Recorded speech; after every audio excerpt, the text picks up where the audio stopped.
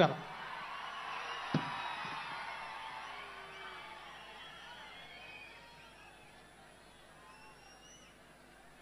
అందరికీ నమస్కారం. వేదిక మీద ఉన్న పెద్దలందరికీ, జనసేన పార్టీ అధ్యక్షులు పవన్ కళ్యాణ్ గారికి, అలాగే ఈ 12వ ఆవిర్భావ దినోత్సవానికి వచ్చేసిన జన సైనికులకి, వీర మహిళలకి, 2 రాష్ట్రాల నుంచి వచ్చిన కార్యకర్తలందరికీ కూడా నా హృదయపూర్వక నమస్కారాలు. నేను ఒక సాధారణ మధ్యతరగతి కుటుంబంలో పుట్టి రాజకీయాలని దూరం నుంచి చూసే మీలో ఒకడిని. కానీ నాకు అందరికన్నా ఎక్కువ ఒక అరుదైన అవకాశాన్ని ఇచ్చి పార్లమెంట్లో మొట్టమొదటి జనసేన అభ్యర్థిగా నేను ప్రమాణం స్వీకారం చేసినందుకు చాలా గర్వపడుతున్నాను. ఇలాంటి అవకాశం ఇచ్చిన పవన్ కళ్యాణ్ గారికి నమస్కరిస్తున్నాను సార్.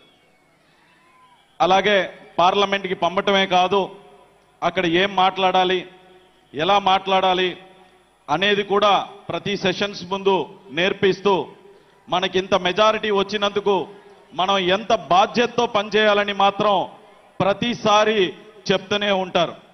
అలాగే గత ప్రభుత్వంలో జల్ జీవన్ మిషన్ని మొత్తం అంతా 16,000 కోట్లు కేటాయిస్తే అందులో 2,000 కోట్లు మాత్రమే అలా ఇలా వాడి వదిలేస్తే దాన్ని మన అధినేత పవన్ కళ్యాణ్ గారు స్వయాన ఆయనే బయలుదేరి వచ్చి నరేంద్ర మోడీ గారిని అడిగి జలశక్తి మంత్రిని కూడా కలిసి, సార్ ఈ స్కీమ్ని, అయిపోతున్న స్కీమ్ని ఎక్స్టెండ్ చేయండి అని చెప్పి, మన వల్ల, పవన్ కళ్యాణ్ గారి వల్ల, మన డిప్యూటీ సీఎం గారి వల్ల దేశం అంతా స్కీమ్ని ఎక్స్టెండ్ చేసి నరేంద్ర మోడీ గారు రాష్ట్రానికి కాదు దేశానికి అందరికీ కూడా ఎక్స్టెండ్ చేస్తున్నాను అని చెప్పి మన వల్ల దేశం అంతా కూడా లబ్ధి పొందేలాగా ఆయన చేశారు. నేను కూడా మీకులాగే మన సార్ స్పీచ్ కోసమే వెయిట్ చేస్తున్నాను. సో దానికోసం ఎక్కువసేపు మాట్లాడకుండా ఇప్పటం స్టేజ్ మీద మన అధినేతను చూశాను. ఒక వేటకెళ్తున్న సింహంలా కనిపించారు. ఈరోజు స్టేజ్ మీదకి వస్తున్నప్పుడు చూశాను, గుంట నక్కల్ని వేటాడేసిన సింహంలాగా వచ్చి ఆ ముఖంలో ఒక చిన్న చిరునవ్వు, అదే గంభీరం అలాగే ఉంది.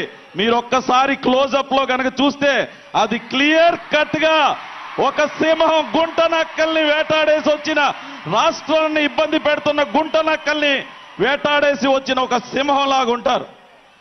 సార్ ఎప్పుడూ కూడా మీ వెంటే ఉంటాం, మీరు చెప్పిందే చేస్తాం, మీరు అప్పచెప్పిన బాధ్యతల్ని తప్పక పాటిస్తూ ఈ అవకాశాన్ని ఇచ్చిన మీకు హృదయపూర్వక నమస్కారాలు చెప్తూ సెలవు తీసుకుంటున్నాను. ధన్యవాదాలు.